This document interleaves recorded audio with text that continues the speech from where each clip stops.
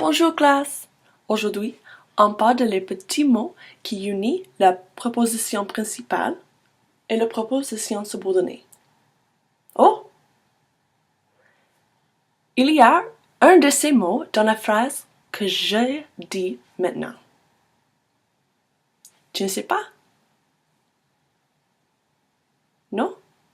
Essayez. Non? Alors, le mot que j'ai dit, c'est qui. Et qui est un pronom relatif. Les pronoms relatifs sont notre sujet aujourd'hui. Voici les pronoms relatifs les plus utilisés. Qui, que, dont et eu.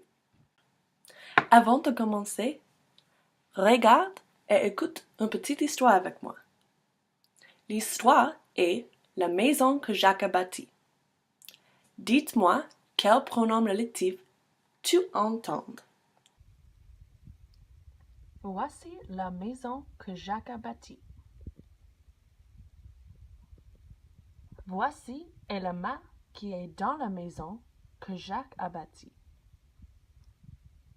Voici le rat qui mange le marc qui est dans la maison que Jacques a bâtie. Voici le chat qui chasse le rat qui mange le marc qui est dans la maison que Jacques a bâtie. Alors, quel pronom relatif as-tu entendu dans cette histoire? Oui, Michel? Qui? Bravo, Michel. Oui, classe? Qui chasse le rat? Et qui mange le marc? Les autres? J'ai entendu le mot que, madame. Oui, Martin, c'est le mot que. La maison que Jacques a bâtie. Bravo! Le premier pronom est que. Que remplace un complément d'objet direct. U, il peut remplacer une personne ou une chose. Par exemple, voici le dinde que ma mère a cuisiné. Ma mère a cuisiné quoi? Un dinde. Un dinde, c'est le complément d'objet direct. Où est le livre que Monique a reçu pour son anniversaire? Monique a reçu quoi? Un livre. Un livre, c'est le complément d'objet direct. Le deuxième pronom est qui. Qui en général suivi directement du verbe. Il remplace aussi un pronom d'objet indirect après une préposition. Par exemple, Michel a un chien qui s'appelle Maboul. L'homme qui part est le président. Ici, c'est un verbe. Part et aussi appelle. Alors, qui précède le verbe? Le troisième pronom, c'est dont. Antécédent est le verbe ou l'expression qui prend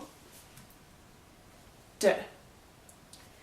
Par exemple, l'expression qui prend de peut être avoir envie de, avoir besoin de, etc. C'est l'acteur dont le visage m'est familier. Où as-tu mis le soulier dont j'ai besoin? Avoir besoin, c'est une expression qui prend le mot de. Alors, on utilise dans cette phrase. Et finalement, le pronom eu. Eu remplace un complément de lieu ou un complément de temps. Par exemple, Paris est une belle ville où il y a beaucoup de musées. Il y a beaucoup de musées où? À Paris. À Paris, c'est un complément de lire. Le 21 décembre est le jour où on célèbre la fin de l'année et le début de la nouvelle. Quand on célèbre la fin de l'année et le début de la nouvelle, le 21 décembre, c'est un jour ou une date. Aussi, c'est un complément de temps. Maintenant, en pratique. Numéro 1. Mon frère a pris l'argent, blank, était dans le tiroir. Choisis le bon pronom. Donc, était, c'est une conjugation de verbe être. Alors, c'est un verbe et le pronom qui précède le verbe est qui. Numéro 2. La vie, blank, j'habite est très belle. La vie, c'est quoi? Oui, c'est un lieu. Alors, la vie où j'habite est très belle. Numéro 3. Voilà le chien blank, nous avons peur. Avoir peur, c'est avoir peur de. Oui, c'est une expression qui prend le mot de. Alors, on utilise le mot dont. Numéro 4. Ce n'est pas un endroit blank, j'aimerais étudier. Un endroit, c'est un autre mot pour un lieu, une place, etc. Alors, ce n'est pas un endroit où j'aimerais étudier. Pour numéro 5, quel pronom as-tu choisi? La phrase est la rédaction, blank. J'ai écrit et fini. J'ai écrit quoi? Une rédaction. Il y a un complément d'objet direct, la rédaction. Alors, on choisit le mot que. Maintenant, c'est à ton tour d'être créatif avec les pronoms relatifs. Je veux que tu lis encore l'histoire de la maison que Jacques a bâtie. Ensuite, tu finiras l'histoire avec tes propres phrases.